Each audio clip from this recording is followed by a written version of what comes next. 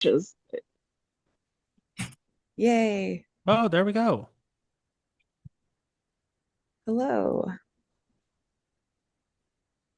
Hello, hello. Okay. Are we ready to go? Okay. So, welcome to the Monster Lover panel. We got three authors today for you: Lextera Nova, R.R. Bourne, and Fleur Fox. So, Crush also wants to thank author Cecile Tellier for sponsoring today's panel. Apologies on the pronunciation. English is not my first language. I know it doesn't sound like it, but it's not. That it will be my excuse, and I am sticking to it. Okay, so yeah, that is Monster Lover is a interesting topic, but I sort of do understand it because I know when I told my wife that I'm going to be doing this panel, she said you got to talk about Mothman because you know that Mothman statue in Point Pleasant in West Mm. Virginia. I don't know if you've seen it. I mean, that boy is cheeked up. This is definitely doing something for someone. So the first and all-encompassing question is why? Why the genre? Why are you into this? Why do you choose it? Why do you go, this is, yes, this is what I want to write about? So if we can start with Lextera, why not? Uh, Sorry, it's Latrexa since Latrexa, I'm there you so go. No, sorry. it's okay. I will take your excuse. Um, yeah, for me, I feel like it's a little bit different than other people's answers that I've heard because I think that monsters are all about like the other and also about extremes, and those two things are very fun. But I think when you are the other in any way, that it can be really rewarding. And it's also about like we all deserve love and all that stuff. So for me, I just like and also I like the absurdities you can do in monster fucking that you can't do in real life. Um, all the things that used to trip me up when I would read them about real people don't really trip me up so much about monsters because it they literally don't exist. So it gives a lot more leeway on what's forgivable and everything like that. So yeah, uh, I just I really enjoy how creative it can get and everything. So yeah. All right. Fleur. I think for me, it's pretty similar to Latrexa as far as the freedom of creativity. My under this name, I write all across the queer spectrum. So it's not just hetero, it's not just men, it's not just women. It's Yeah. pretty much anything I want to write. And because they're monsters, you can't get anyone complaining that it's physically impossible to do that. So you get that little loophole. Mhm. Um, the waving the magic wand is can be literal when you write monsters and paranormal. Um, but I agree, it's also about the other. Um, that when you have like a monster human relationship, especially if you write dual point of view, which I don't normally do, but you get the perspective of someone who is picked as the human. Like you get a super special secret, and from the monster, you get that full acceptance. Because it's never a monster that, well, sometimes it is, but it's rarely a monster that is super powerful in their own world. It's some monsters run, they hide, they have to disguise themselves. And even if the story's got scary elements, they have to end up together or at least having a good time. So I just really like that for them. All right. And Branch, last but not least.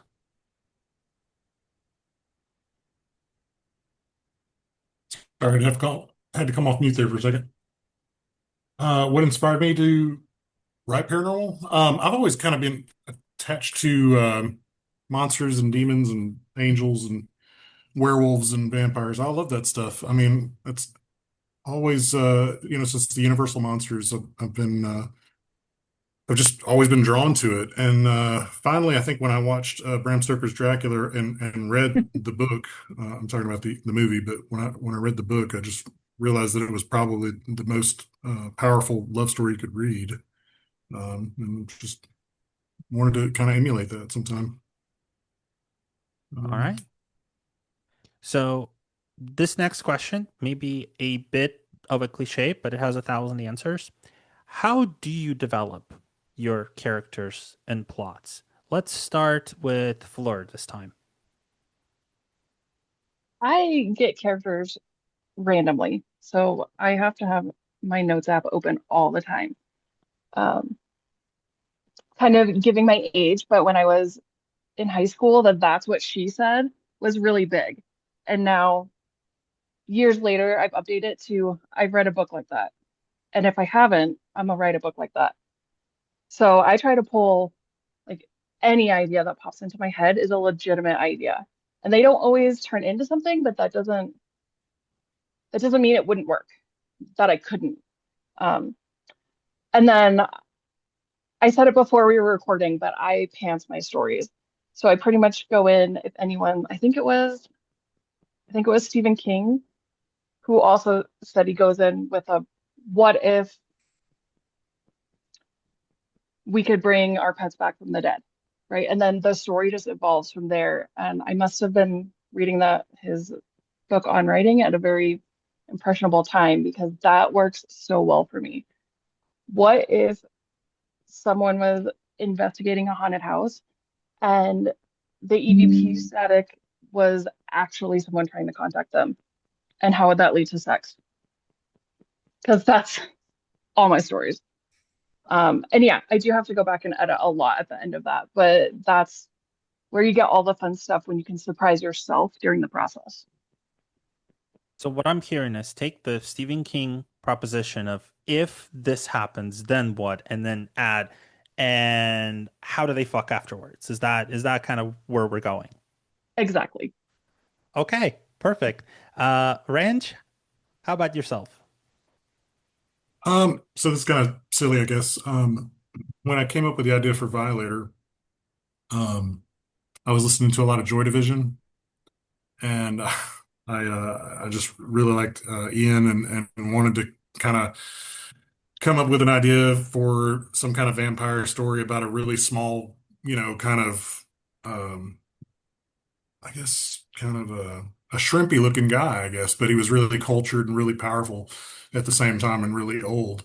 But he had a suave demeanor about him, and so I just kind of wrote around that idea.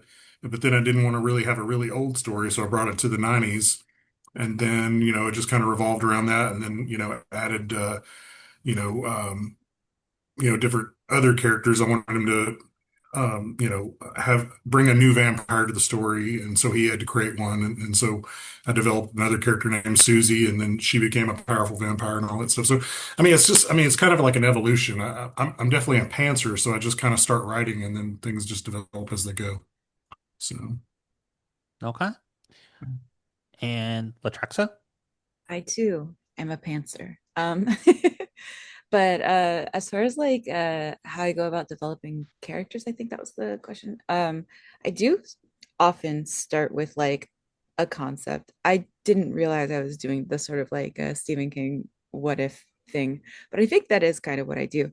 Um, like uh for Jacked Up, it's about a sentient Jack in the Box. And I was like, okay, then how do we get to sentient Jack in the Box? How do I get to the puns that I want to make in this? And like uh started figuring out how he got in the box and then started figuring out like what I wanted to have the main character like what I wanted her to be like in what way would a person end up with this jack of the box in their life that's very manipulative and stuff like that. And so then I had to think of like, okay, how is she gonna get there? And then also how is she going to find strength through this? So it's just kind of thinking through the problems of it. And then also another big inspiration for me is music. I will get really intense like scenes in my head, just listening to music sometimes. I mean, like right now I'm working on a whole book inspired by Hosier's music. It's a zombie romance, and it yeah, I just hearing certain songs, I can just get like these very intense ideas for what the characters are experiencing and going through, and it kind of helps flesh them out in a lot of ways. Okay. That's an interesting one. I actually have I actually know a lot of people who do write specifically with music in mind. But I do Mhm. have to say, when you said zombie romance, I'm just imagining an entire flirting scene made of just different intonations of brains, brains, brains. But that actually leads us right into our next question, which is you have these paranormal aspects, which you have the other, the creatures, you've invented this world or its rules, or you're going by the traditional rules. But then you have the romance and you have the sex, which is generally not really envisioned within paranormal aspects. So how do you balance the two? How do you merge them together into something cohesive? Why don't we start with Ranch? Um, I'm sorry, I was just responding to something real quick. Um, Why don't we can move on? yeah, go to the yeah, Yeah, go to the. yeah. I'm sorry, I'm so Actually, sorry. yeah. No, no, no. It's totally fine. Latrexa, why don't we kind of go backwards a little bit here? Okay, repeat the question. Sorry, I have ADHD. No, that's fine. That's fine. You have paranormal aspects of your story. You have the romance and erotic parts of your story. How do you meld them together into something cohesive? Is there some a Mm. special process that you have to go through, or does this just kind of flow? Yeah, for me, it does just kind of flow. I find the sex the easiest part of the monster fucking, like to just kind of churn out in some ways, just because um I don't know.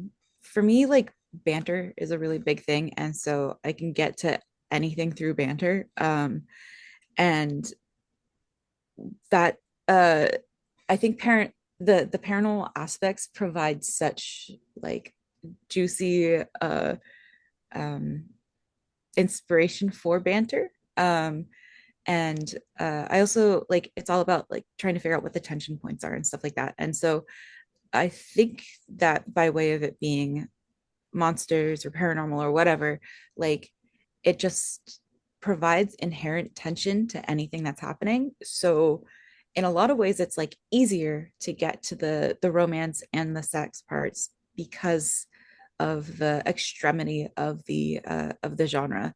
Um and yeah, for me it's just like second nature to write at this point. It's pretty easy to get through that stuff. The harder stuff is like getting into the emotional meat of like the characters, just because uh it it does require like a little bit more thought in figuring out how to move it forward in the story without it taking too long, maybe. Because I do like I have written more romance and less erotica uh in the last year or two, because I did start just writing straight up erotica, or at least my best attempt at straight up erotica, because I still can't do straight up erotica.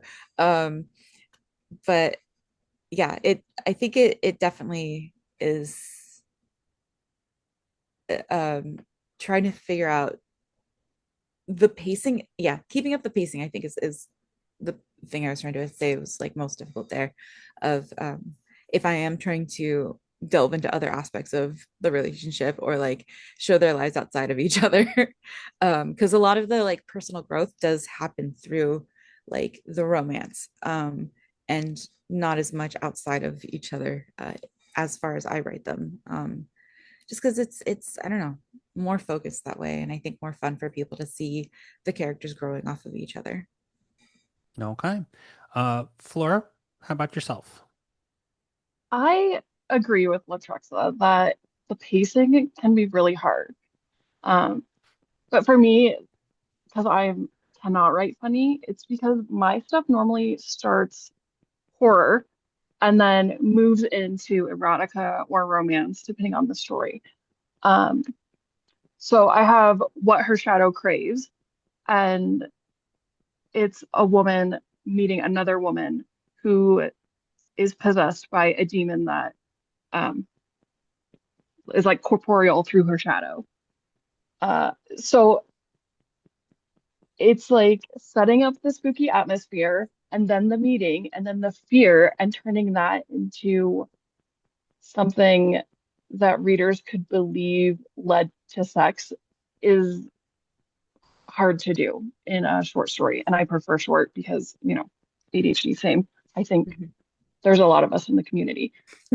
Um, but so I balance it pretty literally. You can tell you're about halfway through my books when they start switching from scary to not as scary. And I just think it works. I don't know if that's something that just happened naturally, or if my brain was like, you want to do two things, here's the halfway point, let's do two things. But I do try to keep tendrils of the horror paranormal aspect and the romance aspect through the whole thing so that it feels cohesive. But Okay. yeah, since pantsing, it's hopefully instinctual without a lot of editing. That's what I hope for every time. That's what we all hope for. Understood. Understood. Okay, and now Ranch, let's try one more time. But Okay. before we Yeah. do, our scavenger hunt word of the day is curse. So Curse. what I would say is I've only written one paranormal collection actually, and in that it's always been a you will join me on the dark side or I can fix him. It's those two things, right? Maybe I can fix the monster. The example for that, I wrote a story, it's a werewolf story called Dogmaw, The Feast of Days. It's a short story in Violations.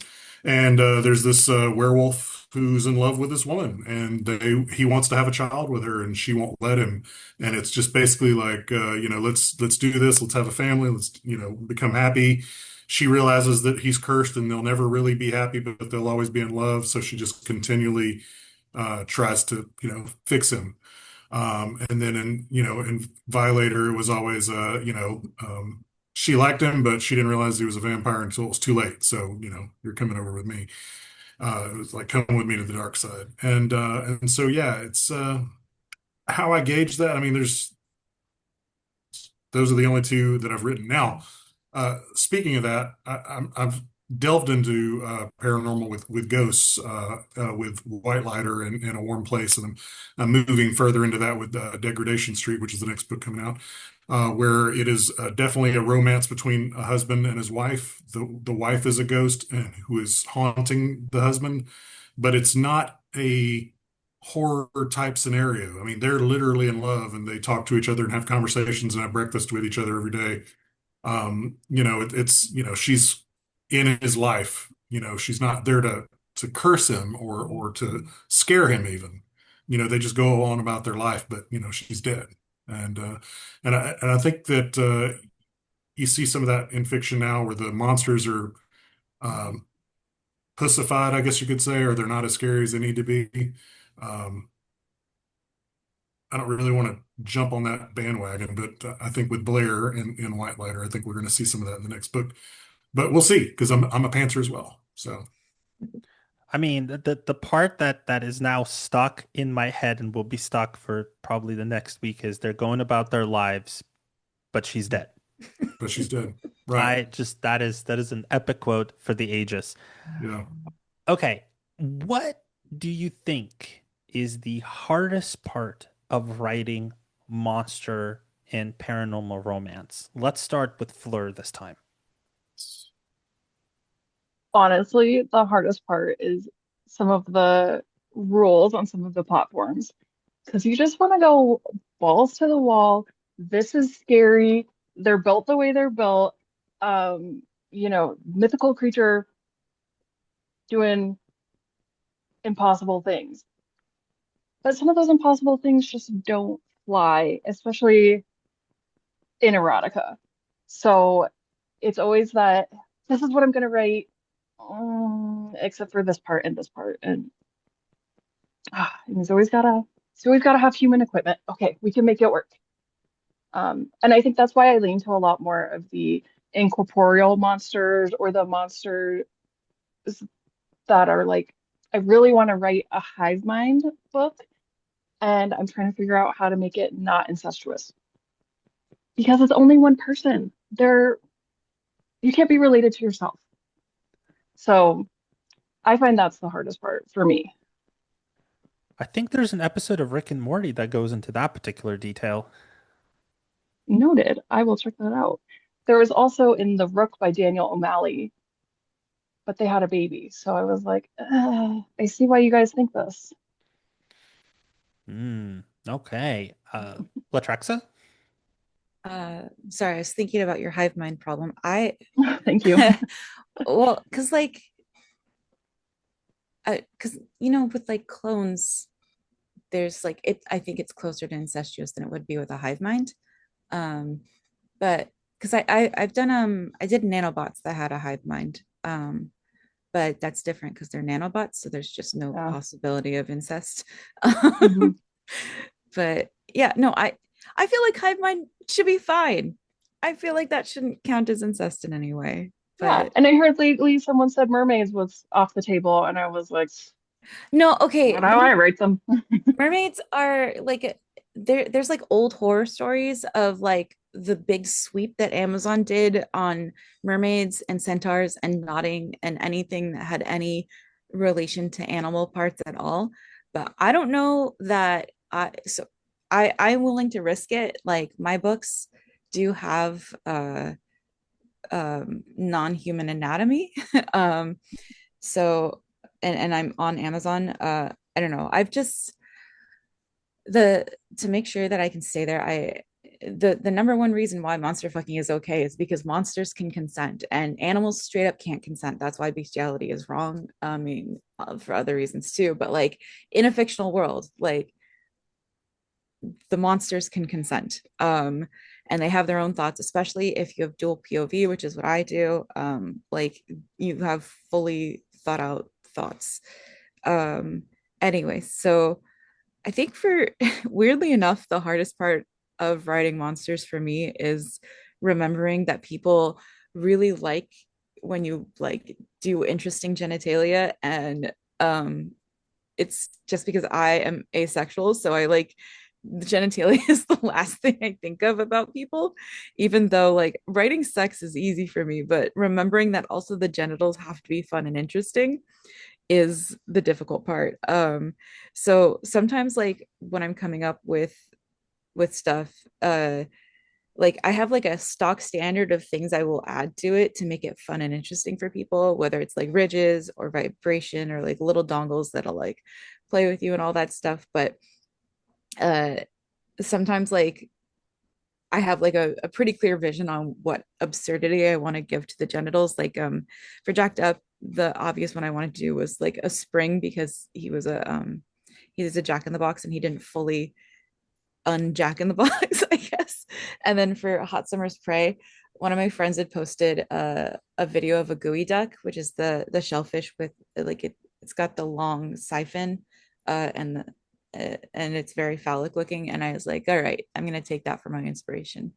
Um, but yeah, it's definitely difficult for me to remember about genitals sometimes. That is definitely a very interesting one. Very quick aside, I'm just gonna let you think about that. Yeah, Are nanobots that are manufactured by the same machine technically from the same parent? but they're not human. Like they're not living. Nanobots aren't living, so it completely Wow, that dismisses the is idea. that is just robot discrimination. I will have none of this here, and we're gonna move on to Ranch Hand with that in mind. So the hardest part for writing monster and paranormal for me is mostly you've got these people who have their own set of ideals and set of rules for each monster.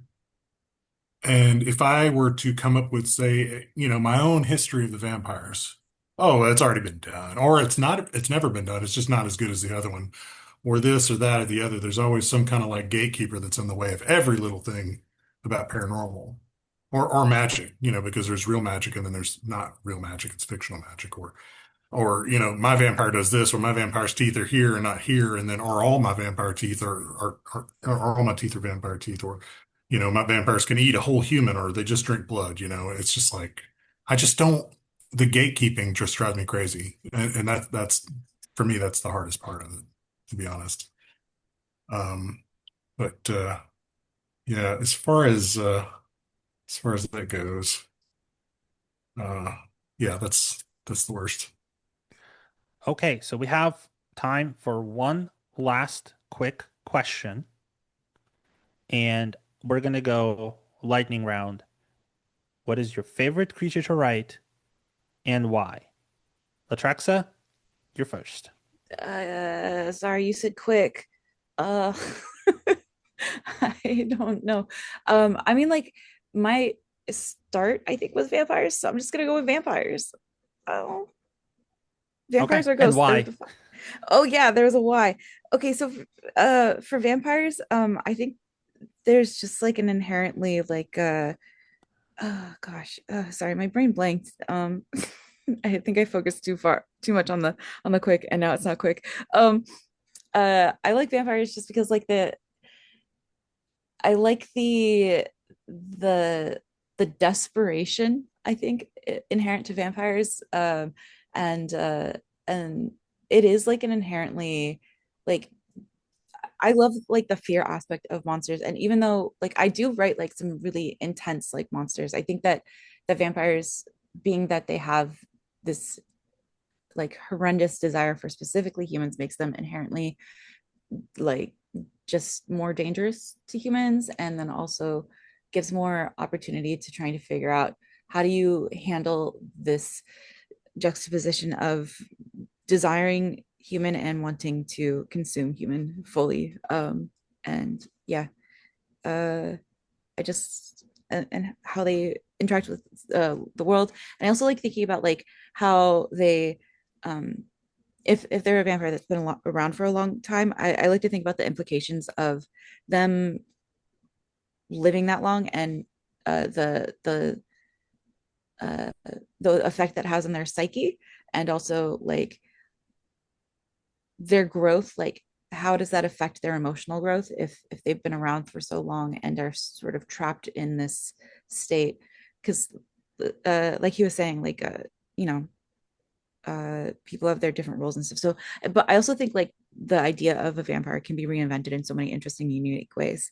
Yeah, I'll leave it at Okay. that so I don't go too long. All right, Fleur, your turn. I think right now I'm really into incorporeal creatures, mostly because they're a fun puzzle. And that's the kind of paranormal that I was always drawn to was, Paranormal Activity, the movie with that title, like haunted houses, but not just ghosts, like demons that turn into things. What if darkness was sentient? The shadow story I talked about. It's just a really fun puzzle. And it probably leans towards Latrexa's issue of it solves the genital problem. Yes, I also like incorporeal characters for the same Yeah. reason. All right, it just whatever genitals we can come up with will be plausible in that particular universe. All right, Ranch, please take us home. What is your most fuckable monster and why? Um, I wouldn't say fuckable, but my favorite is definitely Ghosts at this point. I'm really enjoying writing Blair, because not because of a sexual thing, but because we have Ryder is able to have conversations with her and someone else in the room, but the other person in the room has no idea that there's another person in the room. It's kind of like he can have a dual conversation, and the reader just follows that back and forth, and it's really fun for me to do that. So so yeah, that's it. And All vampires. It's just not as good. All right. Thank you so much for spending the last about 40 minutes with us. So next in the reader lounge, we have, oh, would you look at that? Ranch Hand. for an author takeover. And then after that, we'll have the author track panel, author collaboration, and the reader track panel, LGBTQ plus in erotica. So please make sure you take note of that scavenger hardboard from earlier and submit it for another chance to win. The giveaways will start at 5:30 Central, and you have to be present to win. Otherwise, somebody else will. So that's your warning. Be sure to hop back into the reading lounge to enjoy Ranch, and make sure that when you're leaving the breakout room, you click leave room and not leave meeting, because then you'll have to rejoin and everyone will say, ha ha ha, you left the whole meeting. Now, actually, they won't do that. But this is the recommendation.